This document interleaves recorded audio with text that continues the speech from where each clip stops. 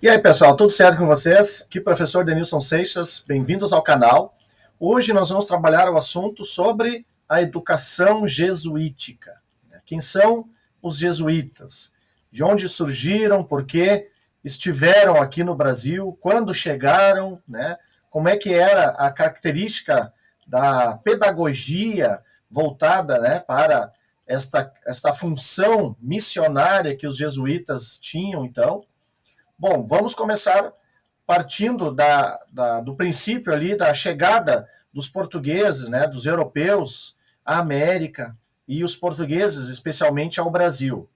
Então, junto com os navegadores, havia também a presença de clérigos, que são os integrantes da Igreja Católica, que eram então os padres, né, que faziam então, junto com os navegadores, junto com os conquistadores, faziam todo esse processo aí de colonização, né? De certa forma, também contribuíram para esse processo de colonização na América, né? E também, especialmente falando aqui dos portugueses em relação ao Brasil, né? Então, se a gente for ver a situação, o cenário mundial da época, nós estamos falando aí do século XV e século XVI, né? Esse período aí da colonização da América. Aí, então.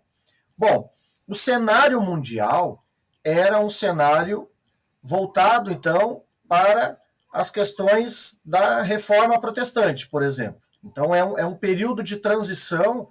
Né? Se a gente for lembrar, lá no período medieval, a Igreja Católica era a principal instituição e não permitia, então, o avanço, né, de outras denominações religiosas. A partir agora da Reforma Protestante, começou, então, a surgir, né, o luteranismo, o calvinismo, o anglicanismo. Então, algumas nações que estavam se formando queriam fazer com que a sua religião predominasse. Então, o luteranismo queria, né, desenvolver cada vez mais os princípios de Lutero, né, o calvinismo do João Calvino e o anglicanismo, que foi criado na Inglaterra pelo Henrique VIII, também tinha lá os seus princípios, e cada igreja, então, defendia os seus interesses e queria cada vez mais propagar, disseminar,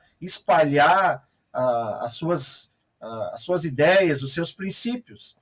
Então, dentro desse cenário, a Igreja Católica ela fez um movimento de contra-reforma.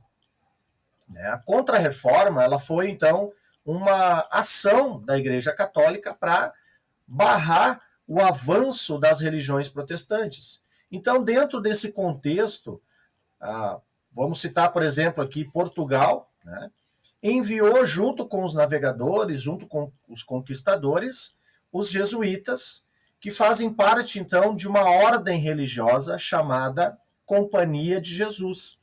E esta ordem, então, ela foi criada em 1534 e sob a liderança de Inácio de Loyola. Então, a Companhia de Jesus, quando a gente fala, né, a Companhia de Jesus, essa ordem religiosa é, então, a ordem dos jesuítas. Então, o objetivo era justamente fazer com que ocorresse, então, um movimento missionário para, aqui na América, catequizar os povos nativos, para que os povos nativos não fossem influenciados por religiões protestantes. Né? Lembrando que, com a chegada dos europeus aqui na América, não era somente os portugueses e os espanhóis, haviam outras nações que também estavam interessados na América. Né? Por exemplo, os franceses, os holandeses. Então, poderiam vir para cá e fazer com que os povos nativos adotassem, né, essas religiões protestantes. Então, a Igreja Católica, né, não queria isso, queria que o catolicismo se tornasse predominante. Então, fez com que ocorresse esta missão, né, esse movimento missionário de catequização dos povos nativos. Então, além disso, era a ideia de lutar contra os infiéis, né, os chamados infiéis, né, aqueles que não seguiam a Igreja Católica, né. Então, além desta questão da missão de catequizar os índios, né, catequizar os povos nativos, havia também a ideia de criar escolas. Então, foram criados várias escolas, várias instituições de educação ao longo dos anos, né, com a chegada, então, dos europeus aqui. Então, eles estabeleceram uma rígida disciplina militar, uma didática voltada para a repetição dos conteúdos, para facilitar a memorização, né? Então, havia várias formas, vamos dizer assim, didáticas, né? Mas essa questão da memorização, da repetição, era uma coisa muito trabalhada pelos jesuítas, pelos padres jesuítas, então, certo? Bom, diante, então, né, segundo a versão dos jesuítas, né, as pessoas adultas, elas não estavam muito adeptas à educação deles, né? Então, diante dessa intolerância dos adultos, eles resolveram, então, investir nos jovens. Então, a ideia era, então, de conquistar a alma dos jovens. Então, fizeram esse movimento, né, fazendo com que as pessoas mais jovens, logo, né, na sua tenra idade, já começassem a desenvolver uma educação com os princípios jesuítas, então. Bom, dentro deste contexto, existe, então, uma prática pedagógica que é chamado de ratio studiorum, né?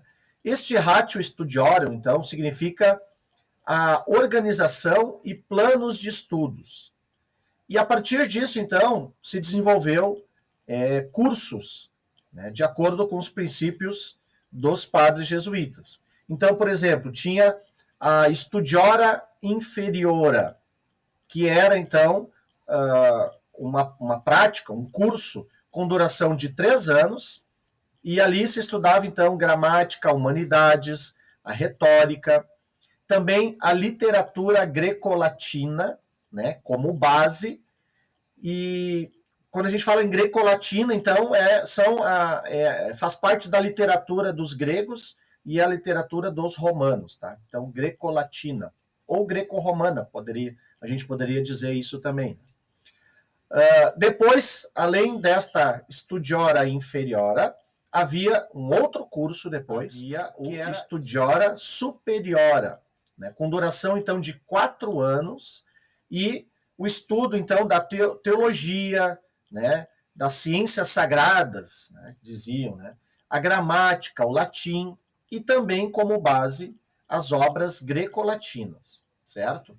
Bom, além disso, então, como eu falei, havia, então, esta prática de repetição, de memorização, e nessas atividades, os melhores alunos, então, eram selecionados para auxiliar nos trabalhos que os padres faziam nas instituições escolares, né?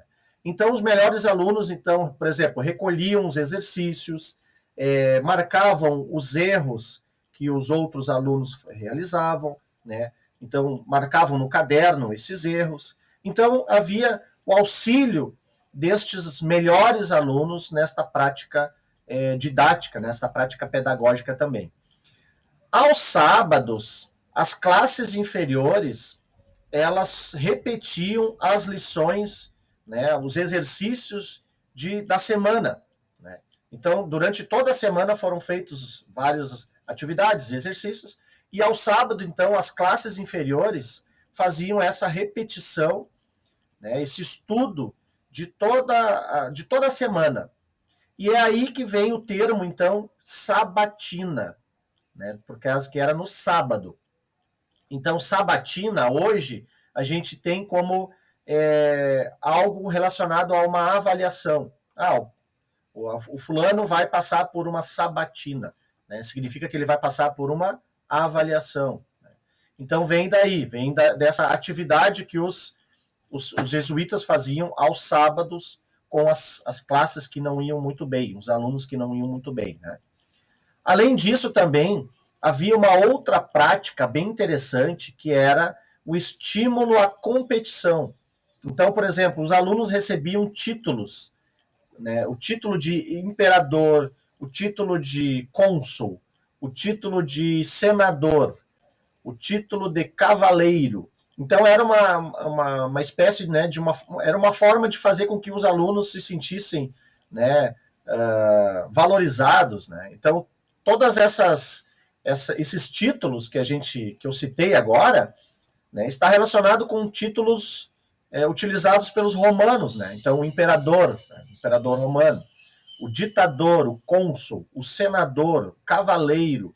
Então cada aluno, né, que se destacasse numa determinada situação recebia então estes títulos, né, para se sentir uma pessoa, então um aluno valorizado e tal. E as classes elas eram divididas em facções. Então havia os romanos e os cartagineses, né? Lembrando que isso ocorreu lá na época da Roma Antiga, algumas guerras, né, as chamadas guerras púnicas, que foram guerras travadas entre romanos e cartagineses, né? Então, por isso que as classes eram divididas para lembrar, né, do passado ali, onde ocorreram esses conflitos entre romanos e cartagineses, né? Então, as classes eram divididas em grupos, né, em facções, então.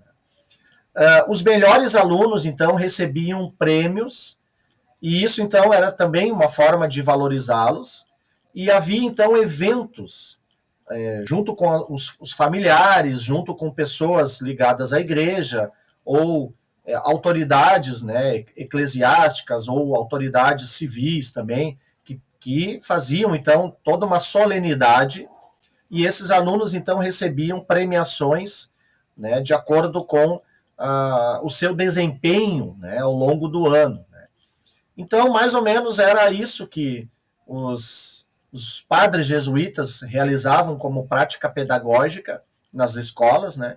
Então, eles foram muito conhecidos no Brasil devido à sua ação, das suas atividades missionárias, voltadas então para a catequização dos povos nativos, e ao longo dos anos, mais adiante também, né? Ao longo do processo, todo o processo de colonização aqui no Brasil, os jesuítas também realizaram atividades, escolas com outras pessoas que não eram somente os nativos, né? Então havia toda essa prática pedagógica realizada por eles, então. Certo? Então era isso por enquanto. Muito obrigado pela presença, um grande abraço e até um próximo vídeo aí. Certo?